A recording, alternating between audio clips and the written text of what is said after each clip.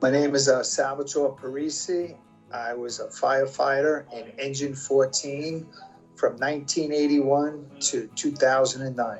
I always described to people that it was kind of surreal to see 220 stories of office building pretty much piled up to, a couple of 100 feet maybe. Everything was pulverized. Basically, all you saw was cement and steel, cement dust and steel. You didn't see a desk, a table. So it was like such a surreal feeling that day. We were there until at least midnight that night. And the biggest thing I can remember, how much my eyes were burning from the air, the contaminated air.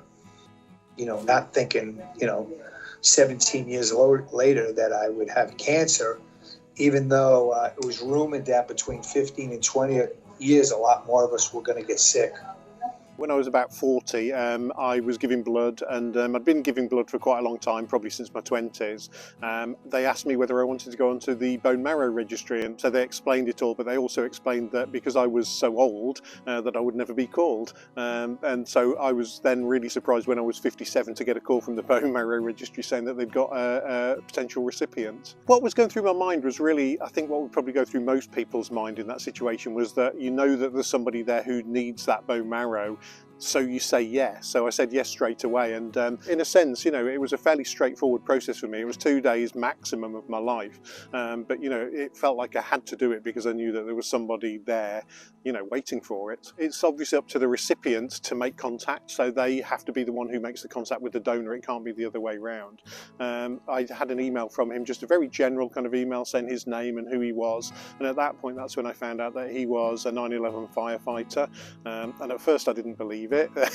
So I went and Googled him, and there was some kind of media stuff on him, in the New York media. So at that point I got a first glimpse of him.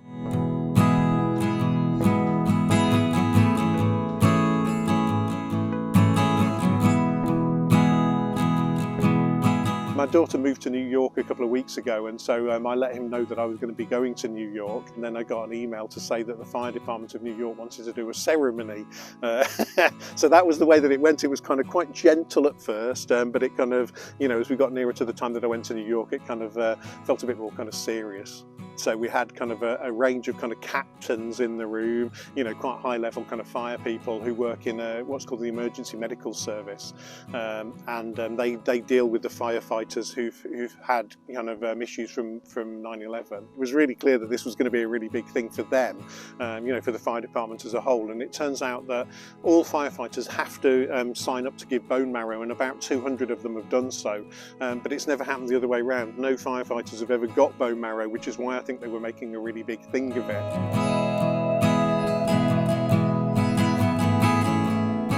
It was disappointing to find out my siblings were only 50% match, and they took them right off. And then I find out like there's him at close to like a perfect 100% match, and then they basically said, we could do this right away, and I kind of jumped right on it.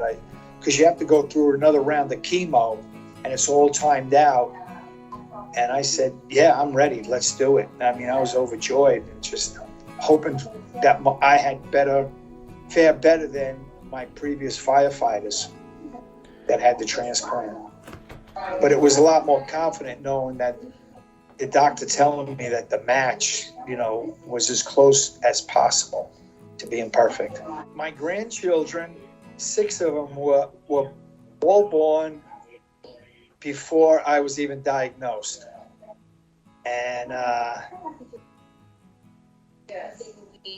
got to see them, grow up. The oldest is only 8 right now, but they're much more active. They were babies when I was diagnosed, and I could play ball with them. I'm very much into sports and everything, and it's just the joy that possibly I would have never seen without Steve Dawkins, to see my grandkids grow up and enjoy their company. I think giving blood, you are aware that when you give blood that could help save a life, and for me that was part of, and just a different part of that really. So donating stem cells just felt like another kind of way of helping somebody out. I think it's only afterwards that you realise that actually, you know, and when you meet the person that you realise that it did save their life, that without those stem cells he would be dead, you know. So yeah, that kind of strikes home. I would urge anybody who can to become either a blood donor and or a donator of bone marrow stem cells. It's really easy to do. The bone marrow registry test is just a simple swab in the mouth, and then you go onto the register, and you may never be called, but you may well be called. And I think the moment you're called, you'll be in the same position as me. You realise that you can save a life, and but I would urge anybody to do it. It's a relatively simple process. It was 2 days of my life, but it was the rest of somebody else's life.